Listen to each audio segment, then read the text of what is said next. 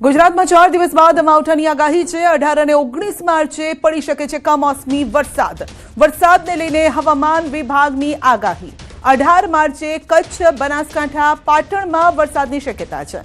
19 માર્ચે કચ્છ, બનાસકાંઠા, પાટણ, સુરેન્દ્રનગર, મોરબી, રાજકોટ, બોટાદ, ભાવનગર, અમરેલી, ગીર સોમનાથ, વડોદરા, છોટાઉદેપુર, ભરૂચ, નર્મદા, સુરત, તાપીમાં વરસાદની આગાહી છે। રાજ્યના 3 જિલ્લામાં હીટવેવની આગાહી છે।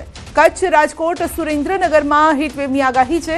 દરિયાકાંઠાના વિસ્તારોમાં પણ ભેજવાળા અને ગરમ પવન ફૂંકાશે।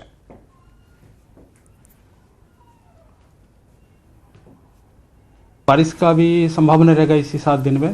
18 और 19 को आइसोलेटेड प्लेसेस में गुजरात और सौराष्ट्र का दोनों रीजन में बारिश का संभावना रहेगा। 18 तारीख को जो बारिश का संभावना रहेगा, उत्तर गुजरात का 2 डिस्ट्रिक्ट का चांसेस रहेगा, ये बनासकांठा और पाटन। सौराष्ट्र कच्छ में कच्छ का डिस्ट्रिक्ट का संभावना रहेगा। और 19 तारीख को नॉर्थ गुजरात में बनासकांठा, पाटन, साउथ गुजरात रीजन में दक्षिण गुजरात का जो डिस्ट्रिक्ट है, बड़ौदा, छोटाउदेपुर, नर्मदा, भरूच, सूरत और तापी के लिए संभावना रहेगा। और सौराष्ट्र कच्छ में सुरेंद्रनगर, राजकोट, अमरेली, भावनगर, मोरबी, गिर सोमनाथ, बोटाद, कच्छ और दीव के लिए संभावना रहेगा बारिश की। તો ઉનાળાની શરૂઆતમાં જ તાપમાનનો પારો 40 ડિગ્રી વટાવી જતા વન વિભાગ એક્શનમાં આવ્યું છે। અમરેલીના ધારી ગીર પૂર્વમાં વન વિભાગે વન્ય પ્રાણીઓની સુરક્ષા માટે એક્શન પ્લાન તૈયાર કર્યો છે। વન્ય પ્રાણીઓ માટે વન વિભાગ દ્વારા ખાંભા, સાવરકુંડલા, તુલસીશ્યામ સહિતની 8 રેન્જમાં 250થી વધુ પાણીના પોઈન્ટ કાર્યરત કરાયા છે। દરરોજ પાણીના પોઈન્ટ ભરવામાં આવી રહ્યા છે। તો ડીસીએફ વિકાસ યાદવના માર્ગદર્શન હેઠળ બીટ ગાર્ડ દ્વારા દરરોજ ટેન્કર અને પવનચક્કી મારફતે આ કુંડાઓ ભરવામાં આવી રહ્યા છે। આજે વધતી ગરમીના કારણે 200થી વધારે વૈકલ્પિક પાણીના વ્યવસ્થા ઊભી કરવામાં આવી છે। ખાસ કરીને ધારીની આસપાસનો જે કોરિડોર છે એ અતિ મહત્વ સંવેદનશીલ વિસ્તાર સિંહો અને દીપડાઓ વન્ય પ્રાણીઓ માટે ગણાય છે। વધતી ગરમીના કારણે દર વર્ષની જેમ આ વર્ષે પણ વન વિભાગ ધારી દ્વારા 200થી વધારે વૈકલ્પિક પાણીની વ્યવસ્થાઓ ઊભી કરવામાં આવી છે।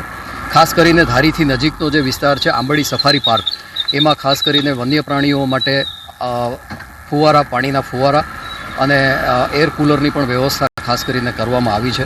સિંહની સૌથી વધારે વસ્તી આપણા અમરેલી જિલ્લામાં છે। આ વસ્તુને ધ્યાનમાં રાખીને અહીંયા વિશેષ વ્યવસ્થા કરવામાં આવી રહી છે।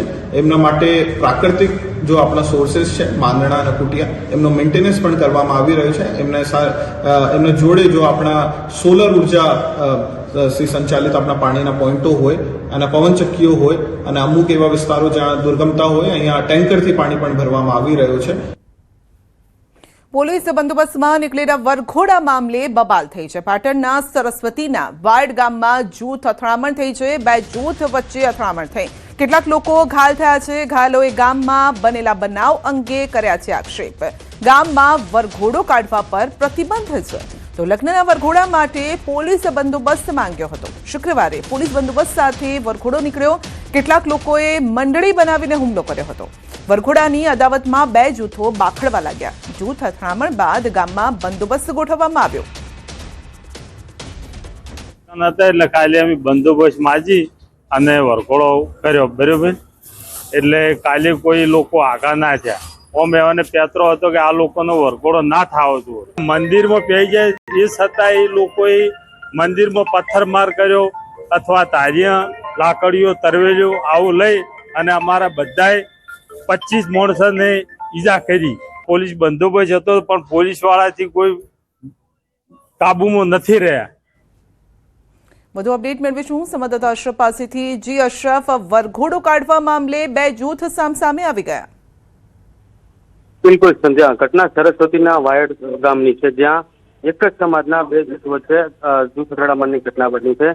જૂથ અથડામણની ઘટનાનું મુખ્ય કારણ છે કે વરઘોડો વાગવાનો। એટલે કે ગત રોજ પોલીસ બંદોબસ્ત સાથે સમાજમાં વરઘોડો તો કાઢવામાં આવ્યો હતો, પરંતુ આજે જયારે જાન નીકળવાની હતી ત્યારે સમગ્ર ઘટના ઘટી છે। એટલે કે લગભગ ઘટનામાં 15થી વધુ લોકોને ઈજાઓ પડી છે। સમગ્ર ઘટનાનું કારણ મુખ્ય વરઘોડો બાબત છે કે અગાઉ ક્યાંક સમાજે નક્કી કર્યું હતું કે વરઘોડો નહીં કાઢવાનો, પરંતુ તેમ છતાં ક્યાંક સમાજમાં પોલીસ બંદોબસ્ત સાથે ગઈકાલે વરઘોડો કાઢવામાં આવ્યો હતો અને આજે જાન જયારે પ્રસ્થાન થવાની હતી ત્યારે સામેના ટોળાએ ક્યાંક હુમલો કર્યો છે, જેમાં પથ્થરમારો કર્યો છે અને તીક્ષ્ણ હથિયારો વડે પણ ક્યાંક હુમલો કર્યો છે. અત્યારે ઈજાગ્રસ્ત તમામ લોકોને હોસ્પિટલ ખાતે સારવાર અર્થે ખસેડવામાં આવે છે અને એલસીબી, એસઓજી સહિત સ્થાનિક પોલીસનો કાફલો વાયડ ગામે બંદોબસ્તમાં ગોઠવી દેવા. એટલે મહત્વની વાત છે કે ક્યાંક સમગ્ર જૂથ અથડામણનું મુખ્ય કારણ હાલ વરઘોડો નીકળવા બાબતે જ છે, તે સામે આવી રહ્યું છે. સંધ્યા જી અશરફ, એટલે ગામમાં કોઈ આવો નિયમ છે, પંચાયતે આવો કોઈ નિયમ બનાવેલો છે કે પછી બે જૂથની અંગત અદાવત હતી જેમાં હુમલો થયો?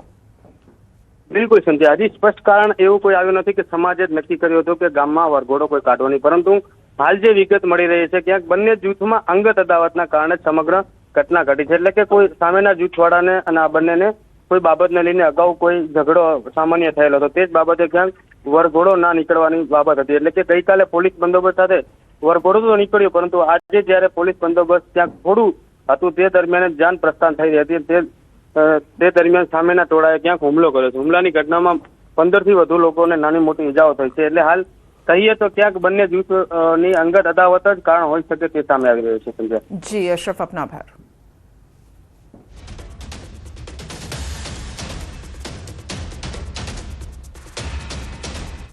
અમદાવાદમાં ધનાસુથાની પોળમાં દારૂ પાર્ટી કરતા યુવકોને સ્થાનિકોએ ઝડપી પાડ્યા છે. પોળમાં બેફામ રીતે વાહનો પાર્ક કરીને યુવકો ઘરમાં દારૂ પાર્ટી કરી રહ્યા હતા. સ્થાનિકોએ તેમને ઝડપીને તુરંત પોલીસને જાણ કરી. આ ઘટનાથી કાલુપુર પોલીસની કામગીરી અંગે પ્રશ્નો ઉઠ્યા છે. રહેણાંક વિસ્તારમાં ચાલતી આ અસામાજિક પ્રવૃત્તિથી લોકોમાં રોષ પણ જોવા મળ્યો છે. વધુ અપડેટ મેળવીશું સંવાદદાતા ઋત્વિજ પાસેથી. જે ઋત્વિજ, અસામાજિક તત્વોનો આતંક તો આપણે જોઈ રહ્યા છે, પરંતુ અહીંયા સોસાયટીમાં આ રીતે ખુલ્લેઆમ દારૂની પાર્ટી પણ ચાલી રહી છે. ચોક્કસથી સંધ્યા, જે રીતે આ જે બનાવની જાણ સ્થાનિકોને થઈ હતી ત્યારે સ્થાનિકો દ્વારા જાતે જ ત્યાં પહોંચી ગયા હતા અને જે લોકો આ મહેફિલ માણી રહ્યા હતા તેઓને ઝડપી લેવામાં આવ્યા હતા અને ત્યાંથી કેટલીક જે ખાલી દારૂની બોટલો છે તે પણ મળી આવી હતી. એટલે સમગ્ર ઘટનાની જાણ જ્યારે પોલીસને કરવામાં આવી હતી ત્યારે પોલીસ ઘટના સ્થળ પર પહોંચી હતી અને આ મામલે કાર્યવાહી કરી છે. પરંતુ ખૂબ જ ગંભીર બાબત કહી શકાય કે જે કામગીરી છે તે પોલીસે કરવી જરૂરી હતી, તેના બદલે સ્થાનિકો દ્વારા કરવી પડી છે. એ ખૂબ જ ગંભીર બાબત કહી શકાય. લોકો છે તેનો રોષ પણ વિડીયોની અંદર જોઈ શકાય છે કે કયા પ્રકારે તે લોકો પોતાનો રોષ ઠાલવી રહ્યા છે. કારણ કે જે લોકો અહીં દારૂ પીવા માટે આવ્યા હતા તે લોકોએ બેફામ રીતે બહાર ગાડીઓનું પાર્કિંગ પણ કર્યું હોવાનો આક્ષેપ છે તે કરવામાં આવી રહ્યો છે અને જે મકાન હતું તે મકાન ભાડે આપવામાં આવ્યું હતું. એટલે ક્યાંક ને ક્યાંક આ જે ભાડુઆત છે તેની નોંધણી પોલીસ સ્ટેશનમાં કરાવી હતી કે કેમ જરૂરી નિયમોનું પાલન કરવામાં આવ્યું છે કે કેમ તેની પણ તપાસ થવી જરૂરી છે. અને આવા જો અન્ય કોઈ જગ્યાએ આ રીતે મકાનો ભાડે આપવામાં આવ્યા હોય અથવા તો આ રીતે મોડી રાતે કોઈ જગ્યાએ દારૂની મહેફિલ કે પાર્ટી યોજાતી હોય તો તેઓની સામે પણ કાર્યવાહી કરવા માટેની જે સ્થાનિકોની માંગ જોવા મળી રહી છે. જી આપનો આભાર.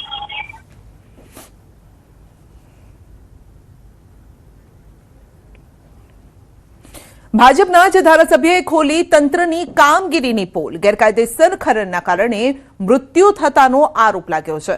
સિનિયર ધારાસભ્ય યોગેશ પટેલે લગાવ્યો છે આરોપ. સાવલીમાં પોઈચા વિયર પર ખોલી છે પોલ. સાવલીમાં 50 થી 100 ફૂટ ખનનના કારણે માનવ મૃત્યુના કિસ્સાઓ થઈ રહ્યા છે. તો રાજ્ય સરકાર ખનન બાબતે પગલાં લે તેમ કહ્યું છે. પ્રશ્નોત્તરી દરમિયાન યોગેશ પટેલે પૂછ્યો હતો પ્રશ્ન.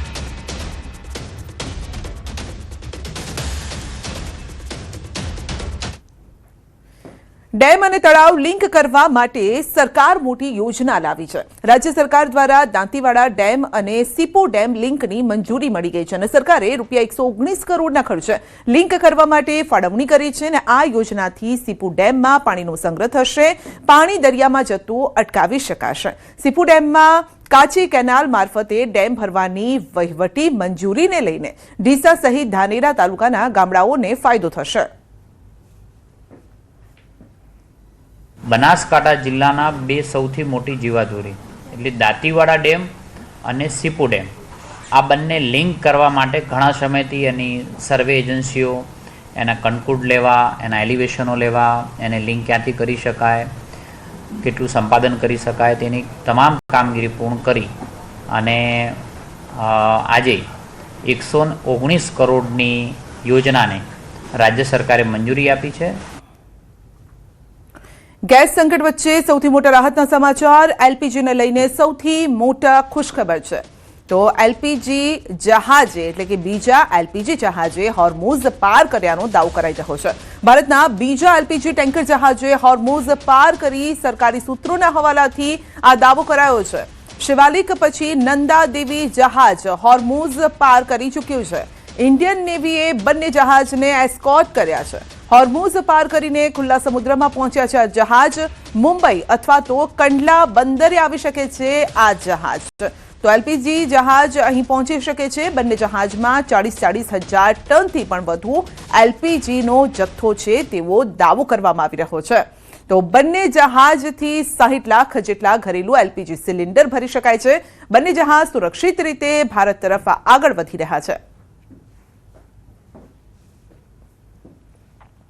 તો એલપીજીને લઈને આ સૌથી મોટા રાહતના સમાચાર. એક તરફ લોકોમાં એલપીજીની ઘટ થઈ ગઈ છે તેને લઈને ચિંતા હતી. ગેસ સિલિન્ડર નથી મળી રહ્યા તેને લઈને ચિંતા હતી, પરંતુ હવે આ ચિંતામાં રાહત આપી રહ્યા છે આ સમાચાર. કારણ કે એલપીજી સાથે જે જથ્થો છે તેની સાથે એક જહાજ, 2 જહાજ જે છે તે હોર્મુઝ પાર કરી ચૂક્યા છે. તો આ સાથે જ જે આપણું સ્થાનિક તંત્ર છે તે પણ તેમને એસ્કોર્ટ કરીને લાવી રહ્યું છે.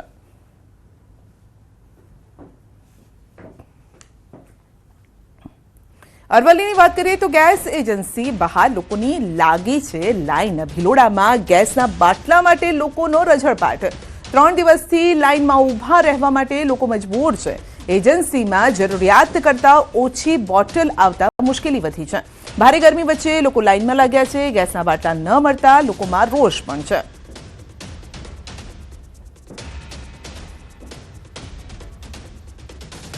ભિલોડામાં ગેસના બાટલા માટે લોકોની લાઈન જોવા મળી રહી છે.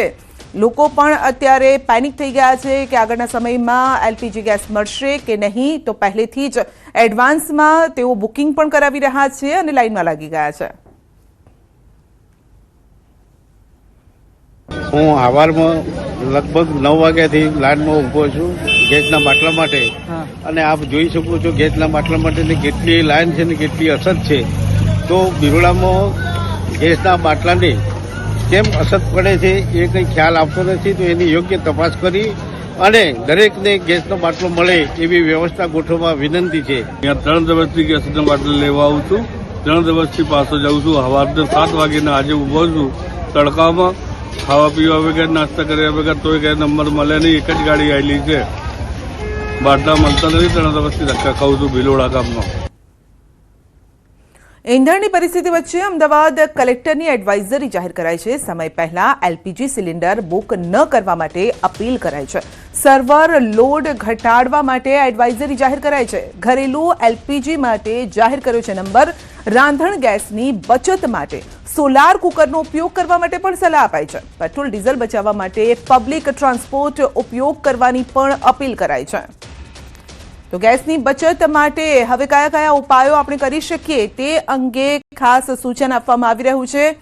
ઈંધણના સંકટ વચ્ચે અમદાવાદ કલેક્ટરની એડવાઇઝરી છે કે સમય પહેલા ગેસ સિલિન્ડર બુક ન કરાવો, કારણ કે સર્વર પર લોડ વધી રહ્યો છે. એક સાથે લોકો જ્યારે બુકિંગ કરાવી રહ્યા છે ત્યારે સર્વર ઠપ થવાના કિસ્સા પણ સામે આવી રહ્યા છે. સોલાર કુકર, ગેસની જગ્યાએ સોલાર કુકરનો ઉપયોગ કરવાની સલાહ આપવામાં આવી છે. અને ટ્રાન્સપોર્ટેશન માટે પબ્લિક ટ્રાન્સપોર્ટનો ઉપયોગ કરો.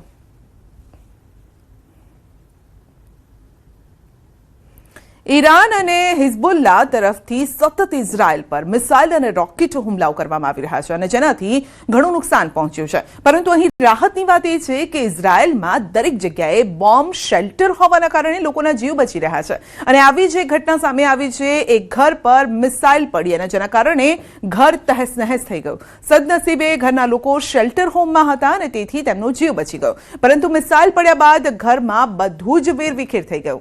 જુઓ અમારા સંવાદદાતાનો रिपोर्ट।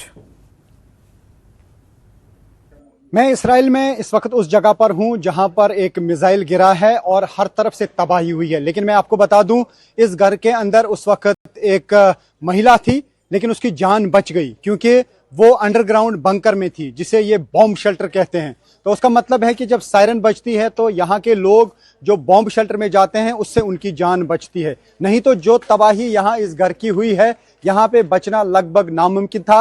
लेकिन इसी घर के अंदर एक महिला थी जिसकी जान इसलिए बच गई क्योंकि वो अंदर बॉम्ब शेल्टर में थी। मैं दिखाने की कोशिश करूंगा आपको कि यहाँ कितनी तबाही हुई है इस घर की, लेकिन वो महिला जो है वो पूरी तरह से बच गई, उसे कोई भी चोट नहीं आई है। ये नॉर्थ इसराइल का एक इलाका है जहां पर लगातार हिजबुल्लाह की तरफ से भी अटैक किए जा रहे हैं और ईरान से भी मिसाइल यहां तक पहुंचते हैं। तो ये आप देख सकते हैं इस घर की हालत क्या हुई है, चकनाचूर हुआ है सब कुछ। ये किचन देखिए, किचन का हाल क्या हुआ है, सब कुछ यहां बिखरा पड़ा है। लेकिन इसी घर के बेसमेंट में उस टाइम एक खातून थी शेल्टर में, जब ये मिसाइल बिल्कुल उसके घर के साथ में गिरा। एक शख्स मेरे साथ हैं। Your name? Okay, give us some information about this attack. What kind of attack it was, and it's believed that Hezbollah had fired missile or rocket. We had very short notice. Okay. We had to be in the home shelter in a few seconds, and while entering, we had the booming, and 10 seconds later, there was a large one, a noisy one, which was over there. He destroyed grandma's house almost completely. Lucky she was sleeping in the home shelter. Okay. And lucky for us, we were inside the home shelter.